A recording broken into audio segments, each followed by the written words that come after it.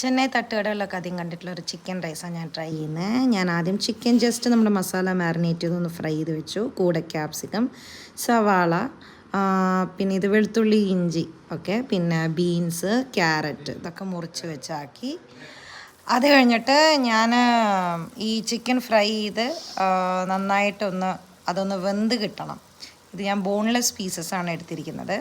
Chicken rice തന്നെ നമ്മുടെ ഏകദേശം ഫ്രൈഡ് റൈസ് പോലെ ഇരിക്കും കേട്ടോ, പക്ഷേ അത് ഇന്ത്യൻ സ്പൈസസ് ആയിരിക്കും അധികം. എന്നിട്ട് ഞാനത് മാറ്റി വെച്ച് അതേ എണ്ണയിൽ തന്നെ ഞാനിതിൽ സവാള, വെളുത്തുള്ളി, ഇഞ്ചി, പച്ചമുളകൊക്കെ ഇട്ട് നന്നായിട്ട് അങ്ങോട്ട് വഴറ്റി. അങ്ങനെ വഴറ്റി അതിലേക്ക് നമ്മൾ നേരത്തെ കട്ട് ചെയ്ത് വെച്ചിരിക്കുന്ന വെജിറ്റബിൾസ്, ക്യാപ്സിക്കം, ക്യാരറ്റ്, ബീൻസൊക്കെ ഇട്ടിട്ട് നന്നായിട്ടൊന്ന് പിന്നെയും വഴറ്റി. ഞാനത് ജസ്റ്റ് ഒന്ന് വേവിക്കാൻ വേണ്ടിയിട്ട് കുറച്ച് നേരം ഒന്ന് അടച്ച് വെച്ചു.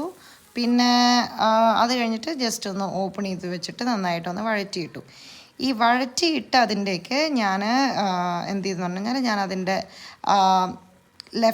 കുറച്ച് മസാലപ്പൊടികൾ ഇട്ടിട്ടുണ്ട്. നമ്മൾ ഇഷ്ടമനുസരിച്ചുള്ള മസാലപ്പൊടികൾ ഇടുക.